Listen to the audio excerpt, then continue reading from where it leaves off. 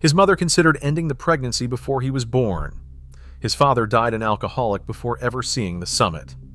At 15, his heart nearly ended it all. Cristiano Ronaldo's rise from poverty to legend isn't just improbable. It should have been impossible. What forged the most relentless athlete on the planet began inside a tin-roofed house in Madeira. On February 5, 1985, in the hospital of Santo Antonio in Funchal, Maria Dolores dos Santos Aveiro gave birth to her fourth child. Life in the volcanic hills of Madeira offered little promise for a growing family.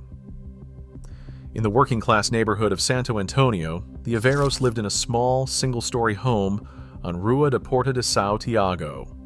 The structure featured a low ceiling, a tin roof, and a single bedroom. Inside, Cristiano, his brother Hugo, and his sisters Elma and Katia shared a single sleeping space, crowding together on stacked mattresses. The family's financial reality was defined by constant struggle. José Dinis Aveiro earned a modest wage of around €350 a month, working as a municipal gardener. To make ends meet, he took on extra work as a kit man for the local amateur football club, CF Andorinha. Dolores worked long hours cleaning houses, washing dishes, and cooking in local restaurants. Even with both parents working, food was scarce, and basic necessities remained out of reach.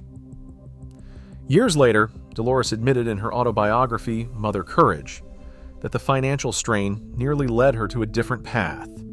When she first discovered she was pregnant, she sought a medical termination. When the local doctor refused the procedure, she attempted home remedies to end the pregnancy, fearing she could not support another mouth. She later recalled that while Cristiano was an unwanted baby, he brought immense joy to the household. This environment of scarcity shaped the young boy's earliest days.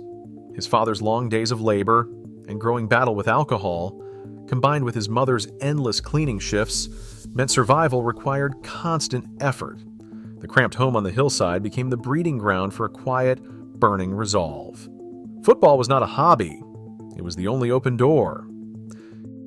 In the summer of 1997, that door swung open, but it demanded a brutal sacrifice. At just 12 years old, Cristiano boarded a flight from Madeira to Lisbon. Sporting CP had purchased his registration for a nominal fee of £1,500, pulling a young boy away from the only life he had ever known. He joined the club's youth academy, thrust into a world of forced, unnatural independence. Lisbon felt cold and massive, and his distinct island accent made him an instant target for teasing by the local boys.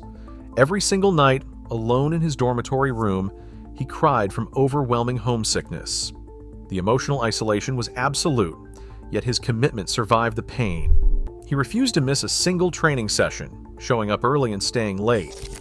While other children his age were protected by their families, this 12-year-old had to grow up instantly, learning to stand on his own feet in an environment that only cared about raw potential. The comfort of childhood was entirely gone, replaced by a lonely, burning determination to survive. He had no safety net, and he refused to look back. In the spring of 2000, just as his talent began to command attention in the Sporting CP Academy, a routine medical screening halted everything. At 15, doctors diagnosed him with tachycardia, a cardiac condition that caused his heart to race abnormally even while resting. For a teenager whose entire survival plan depended on physical dominance, the news was devastating. The game that was supposed to save his family suddenly threatened to destroy his future before his senior career could even begin. Sporting's medical team acted immediately. In a Lisbon hospital, cardiologists performed a radiofrequency catheter ablation, threading thin tubes through his blood vessels to cauterize the pathways causing the irregular rhythm. The surgery was brief, but the vulnerability was permanent. His body, the only resource he had, was fragile. Yet his recovery defied normal limits. Within 3 days of the procedure, he was cleared to return to training.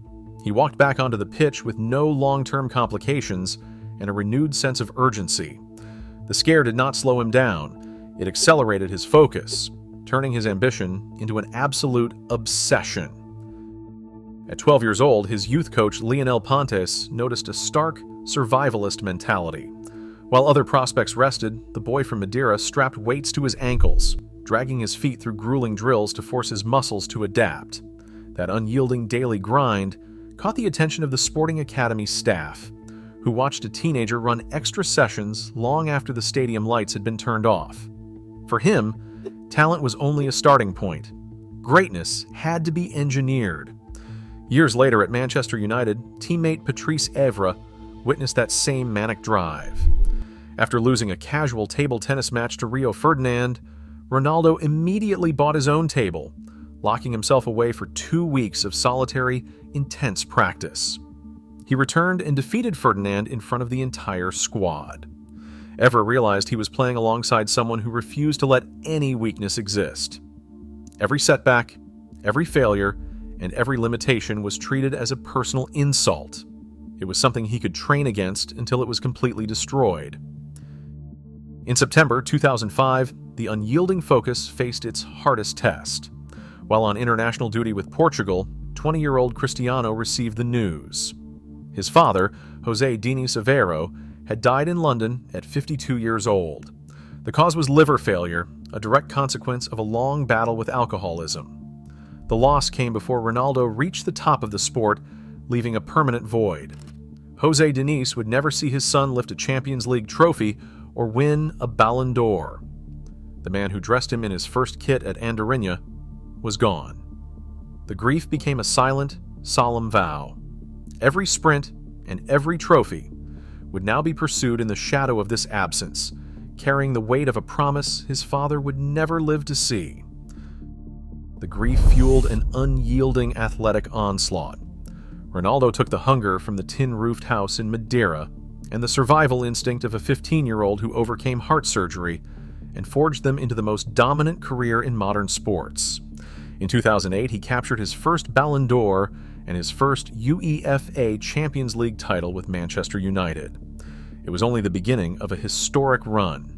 After a record-breaking transfer to Real Madrid, he secured 4 more Champions League crowns in 2014, 2016, 2017, and 2018, while claiming 4 more Ballon d'Or awards in 2013, 2014, 2016, and 2017.